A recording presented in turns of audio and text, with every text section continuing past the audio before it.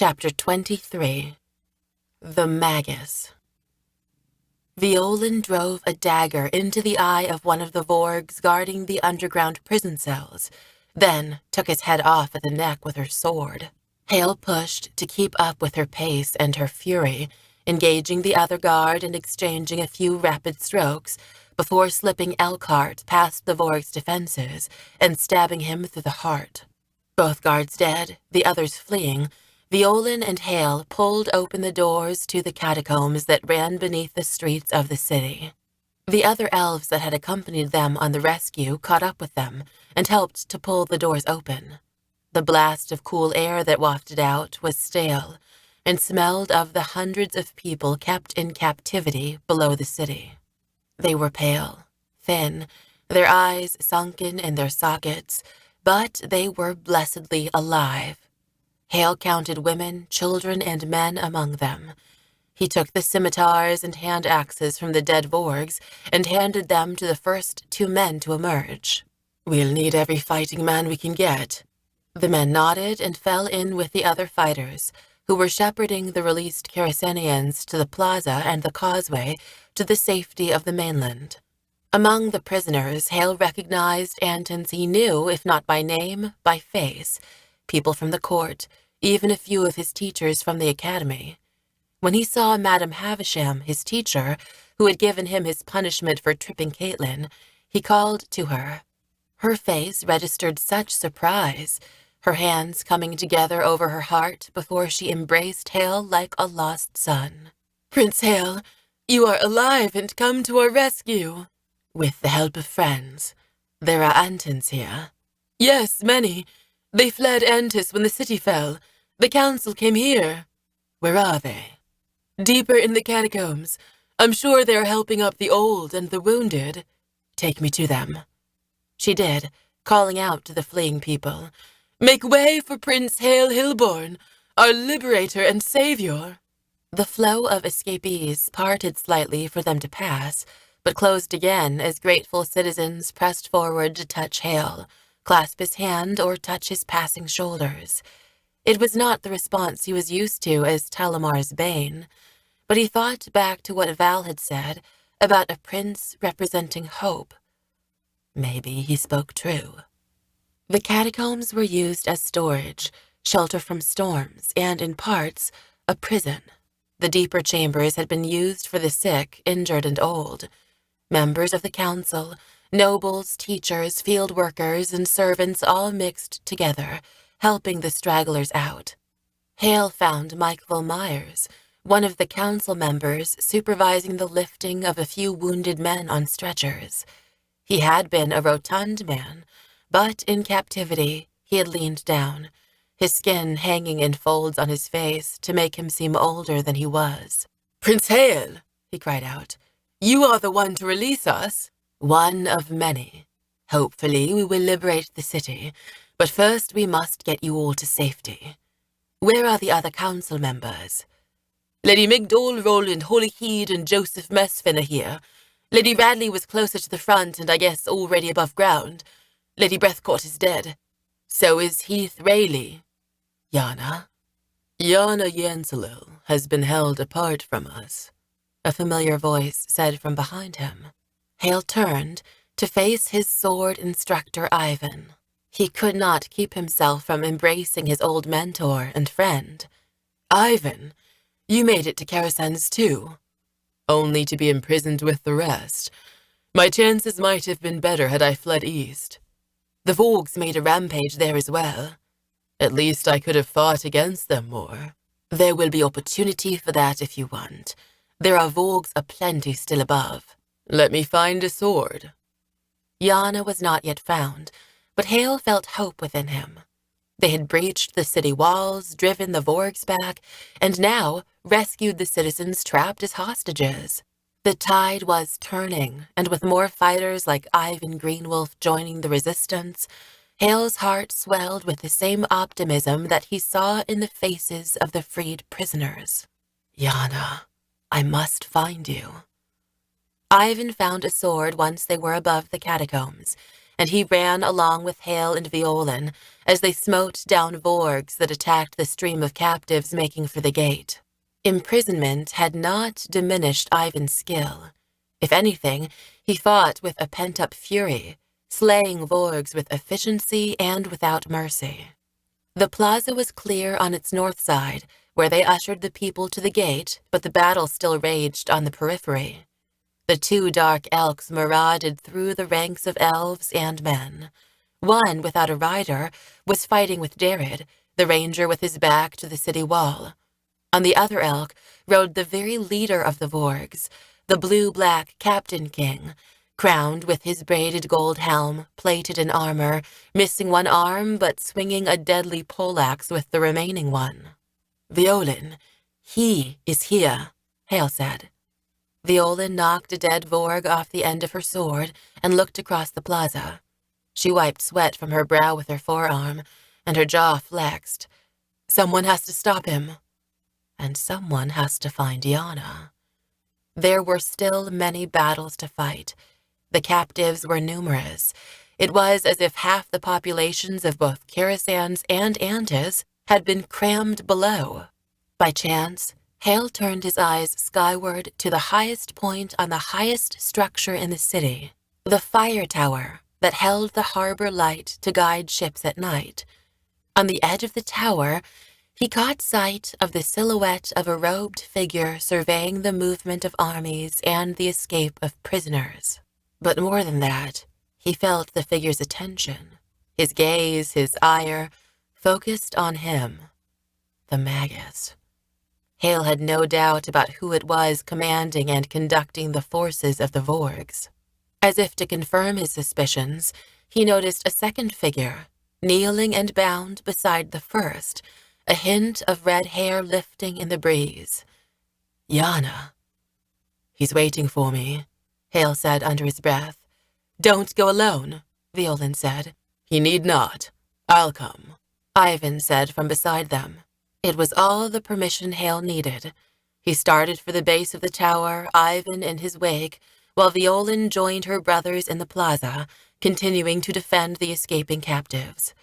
Haille looked over his shoulder once more to see that his friends had brought one of the Rachne down.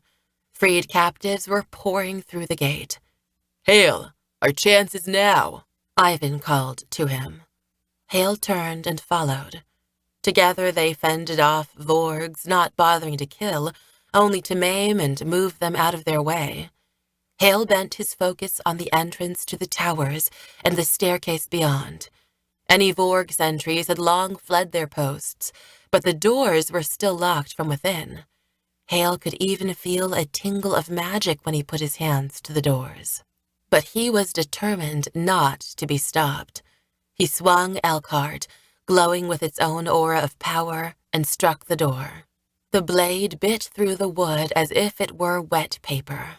He hacked a gap large enough for his arm, reached within, and slid the bolt out of place. The door groaned open, and Ivan came up behind him. "You made quick work of that," he said, studying the shattered panels of the door. Haille held up Elkhart, noticing how it caught the light. "It seems to have secrets I'm only now discovering. A veritable treasure, and a good weapon to have against this adversary," Ivan said.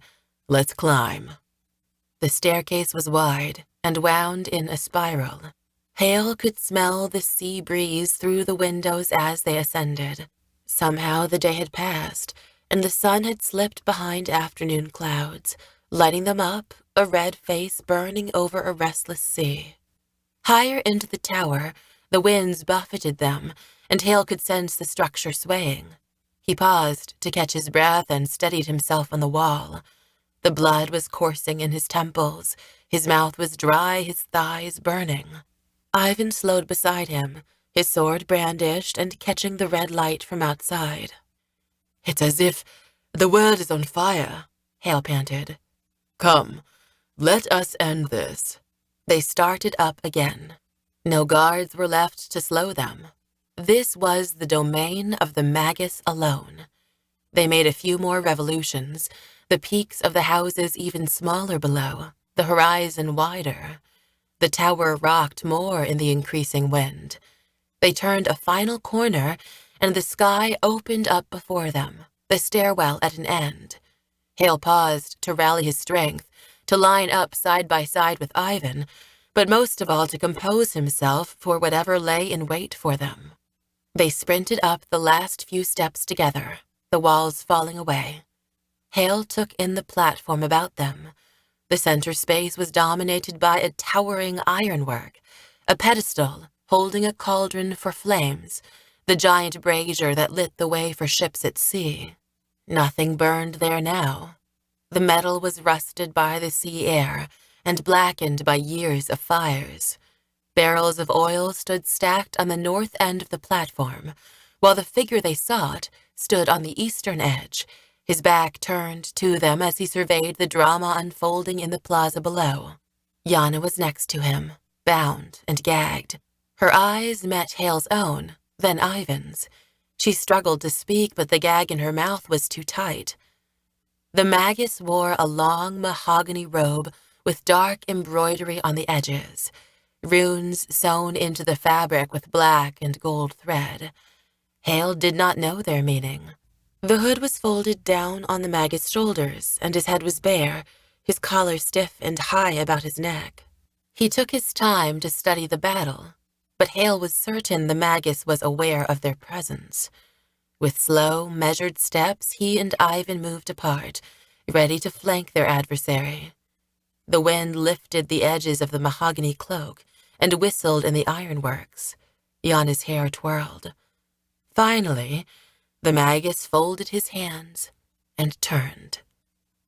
"Master Gilbert," Haille said, astonished. Yana made a noise, shaking her head as if to dissuade Haille from engaging with the Magus, but Haille knew the confrontation was inevitable. "Prince Haille, we meet once more." "You are the Magus?"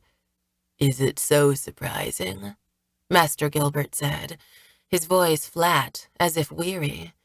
He was an old man. Haille never would have suspected him, but the pieces slowly came together.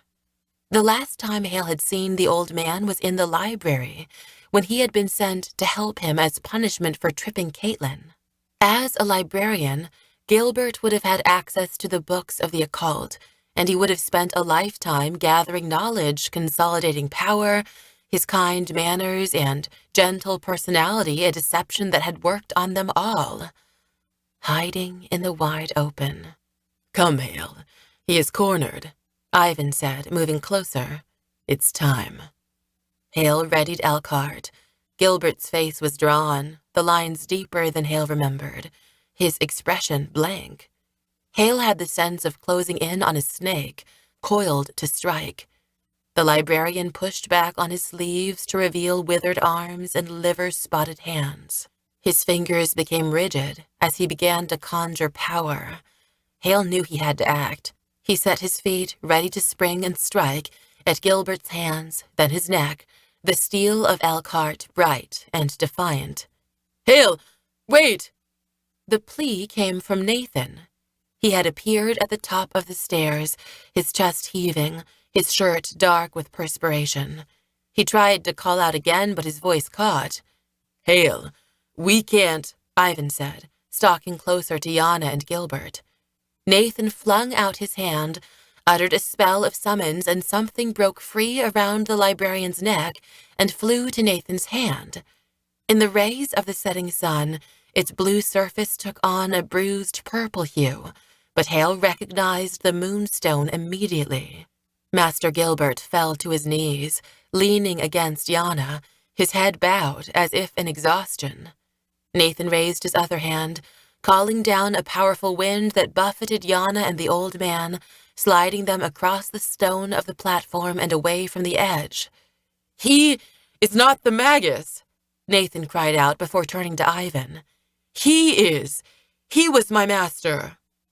Ivan's legs were still bent, his shoulders rounded, his sword still set towards Gilbert.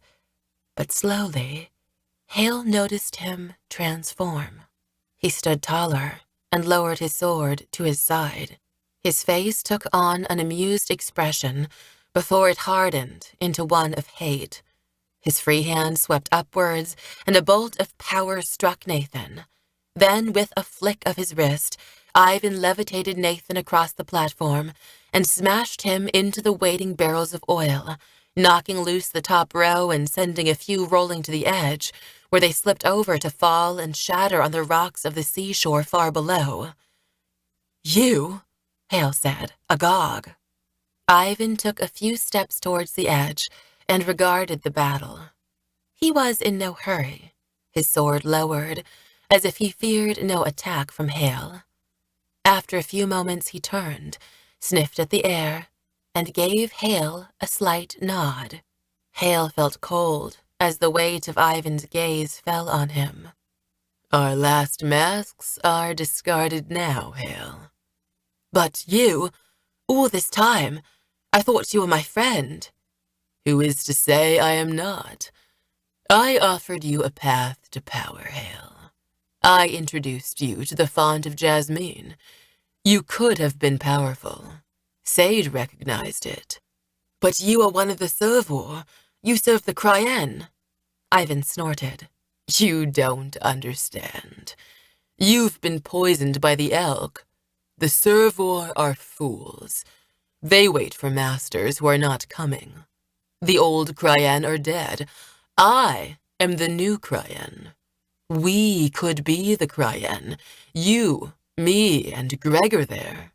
He paused, glancing at Nathan's unmoving body before turning back to Haille. "At least we could have been.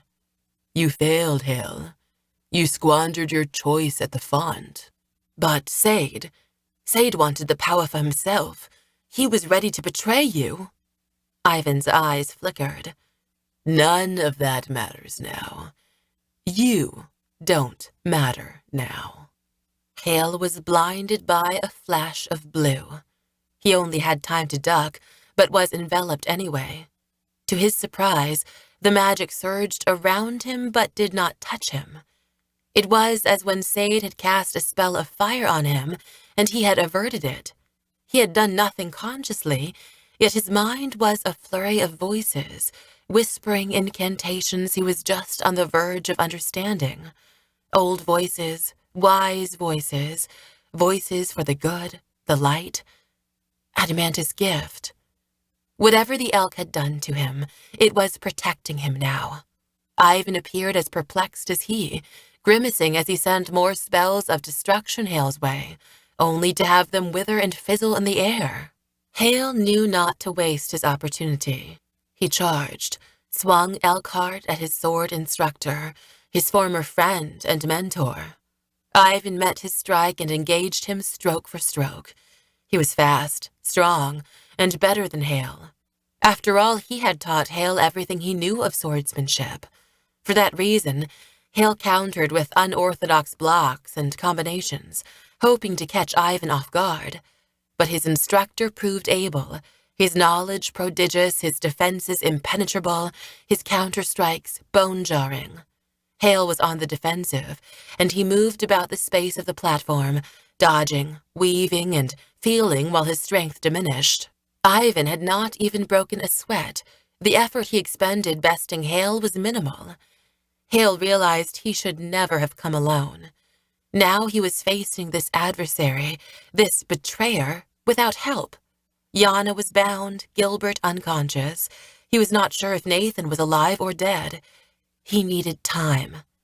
Haille ducked under Ivan's next swing, rolled, and ran for the ironworks in the center of the platform. He placed it between them and they circled, predator and prey. The wind picked up, turning the air turbulent, howling in Haille's ears and shaking the great brazier so that its parts creaked. "You're resisting the inevitable, Haille, just as your father did." And there it was, Haille realized, his fate laid out before him, just like his father's. The truth of Ivan's words, the reality of his predicament was clear to him. He could always run, but he knew that of all things, as a prince, he had to stay. It was flee and live a life of failure, or die trying to save the last parent he had. Did it matter to the universe? The great wind-blown world of sunsets, rains, seasons, and cycles of life and death, if he died a young man or an old? He knew the answer was no. He had always known.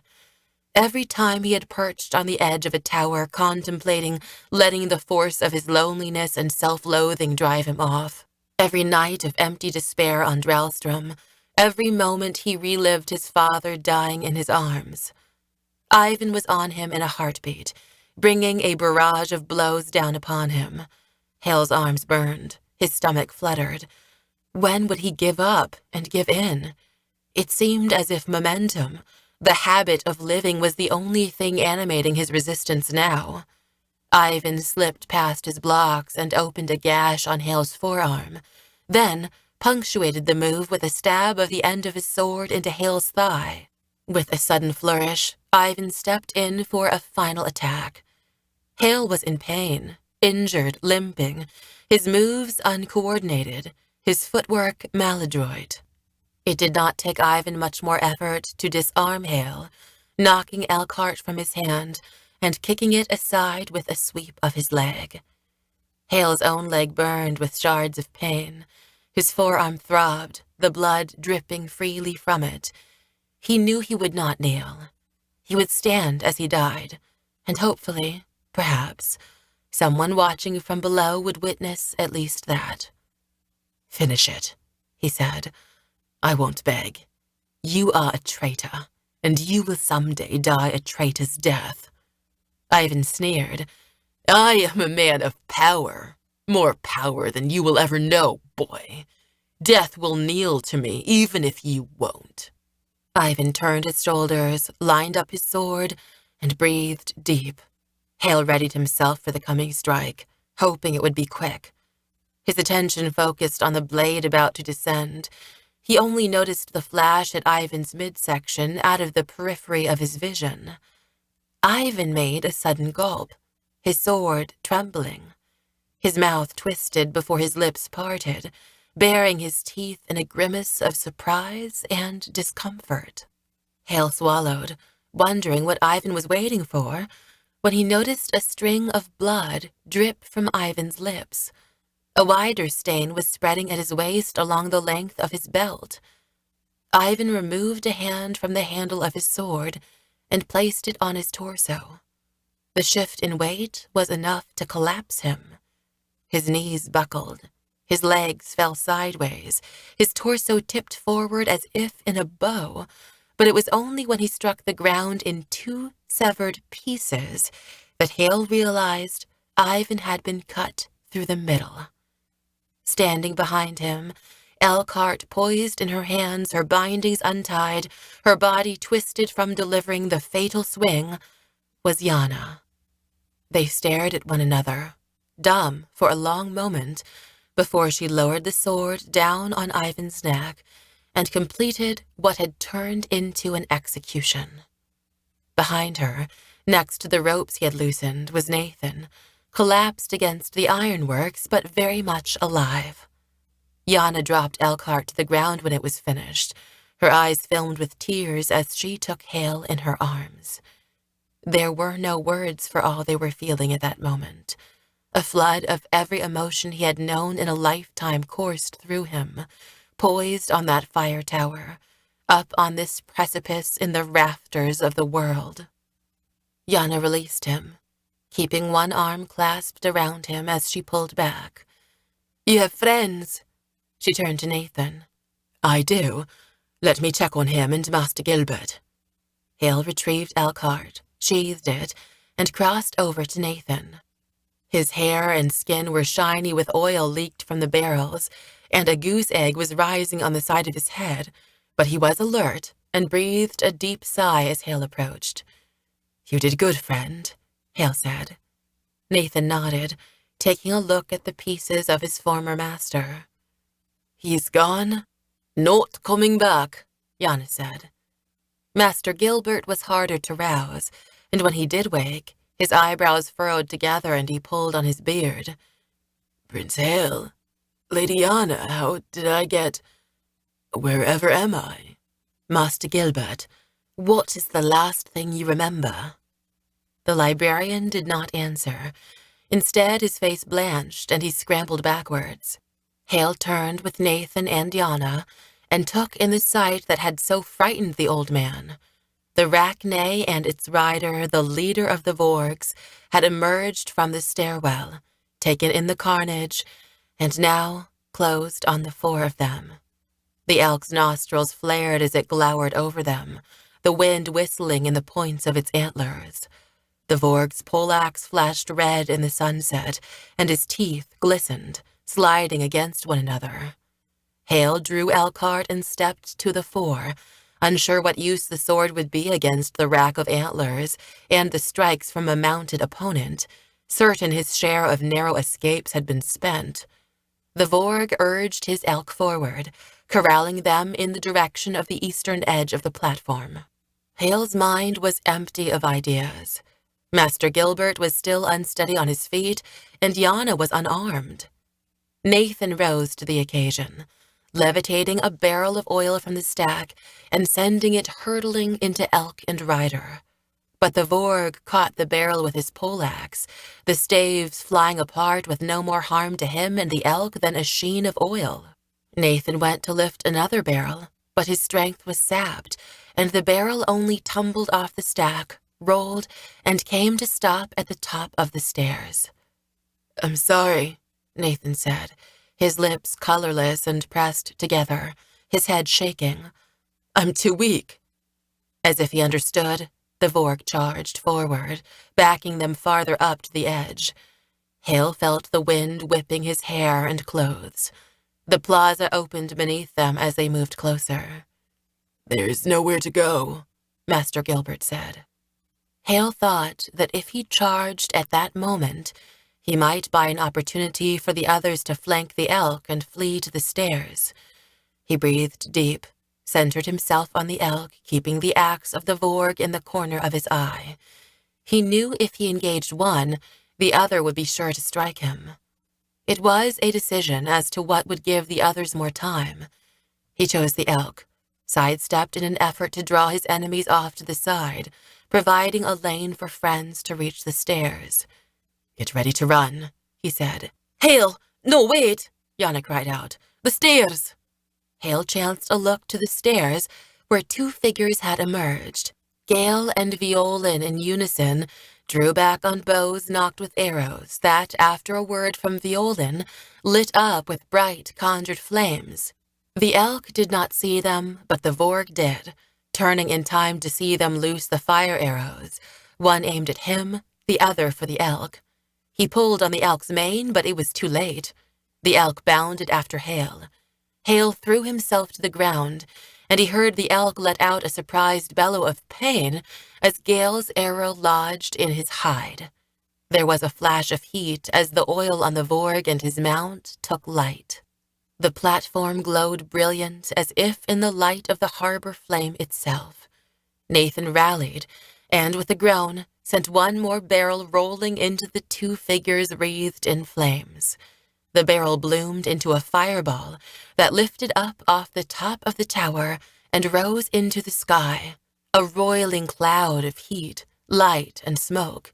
The elk twisted, bucked, and reared, dropping the Vorg, who staggered and flailed, trying to extinguish the fire that was incinerating his body. But each movement on his part only fanned the flames. Madness took over, and with a few steps, the Vorg ran to the western edge of the tower and flung himself into the rocks of the shore below. The elk stumbled, and out of loyalty, madness, or perhaps drawn by the sight of water, flung itself down after. Violin and Gale lowered their bows across their thighs. Yana helped Master Gilbert settle back down into a seated position on the platform base. Nathan leaned against the ironworks. Could it be over? Haille wondered. By all appearances, the answer was yes. Violin and Gale stepped closer to the severed body of Ivan, unquestionably dead, the blood pooling about him.